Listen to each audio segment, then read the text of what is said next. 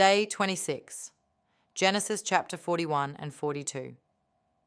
There are moments in life when everything seems quiet for too long. You are doing the right things, but nothing is changing. You are praying, growing, learning. Yet doors stay shut. Today's whispers remind us that silence does not mean stagnation. Joseph's story does not jump from the prison to the palace by accident. It moves with intention. So Pharaoh sent for Joseph, and he was quickly brought from the dungeon. When he had shaved and changed his clothes, he came before Pharaoh. Joseph didn't walk into purpose looking like his pain. Before Joseph interpreted a dream, before authority was handed to him, he prepared himself. He shaved. He changed his clothes. He honored the moment, even though the moment came suddenly. Sometimes God opens doors fast, but character must already be ready.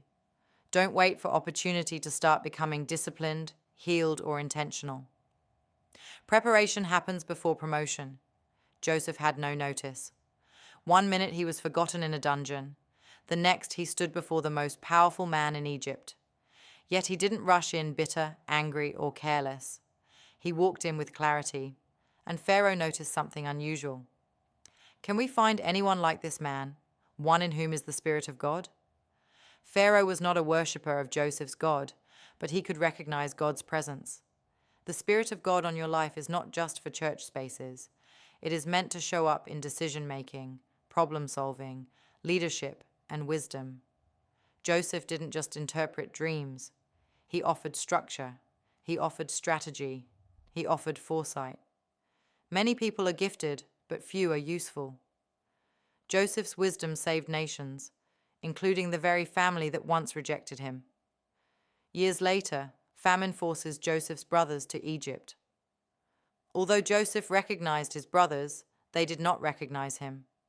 Time, growth, and healing can make you unrecognizable, even to those who once knew you. Joseph had changed on the inside long before his outside status changed. His brothers saw a ruler. They didn't see the boy they betrayed. Sometimes God hides you, not from enemies, but from familiarity. Familiar people often struggle to respect new versions of you. Joseph could have revealed himself immediately. He didn't. Why? Because reconciliation without transformation can reopen old wounds.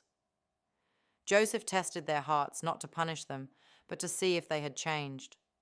Growth requires discernment. Not everyone who returns deserves full access immediately. Then comes a strange moment. As they were emptying their sacks, there in each man's sack was his pouch of silver. When they and their father saw the money pouches, they were frightened. Grace scared them. They received what they didn't pay for, and instead of rejoicing, they panicked. Why? Because unresolved guilt makes blessing feel like a trap. Some people struggle to receive favor because they still see themselves through past mistakes. They expect punishment, not mercy. But Joseph wasn't playing games. He was creating space for reflection. Sometimes God blesses you in ways that force you to confront your conscience. And finally, we meet Jacob, the father who has already lost too much. My son will not go down there with you. If harm comes to him, you will bring my grey head down to the grave in sorrow. Jacob's fear is understandable, but it is also limiting. Past pain made him overprotective. Loss made him resistant to necessary risk. Dear listeners, don't let yesterday's grief decide today's obedience. Fear can sound wise, loving, and responsible, yet still keep us stuck. Jacob loved Benjamin, but love mixed with fear can unintentionally block growth. Joseph had learned to trust God in uncertainty. Jacob was still guarding himself from pain. Both are human, but only one posture leads forward. Please remember this. You may feel hidden, forgotten, or delayed, but God is arranging moments you cannot yet see. When the call comes, may you be ready like Joseph. When the test comes, may you respond with wisdom. When blessing arrives, may you receive it without fear. And when the past tries to define you, remember, You are no longer who you were when the story began.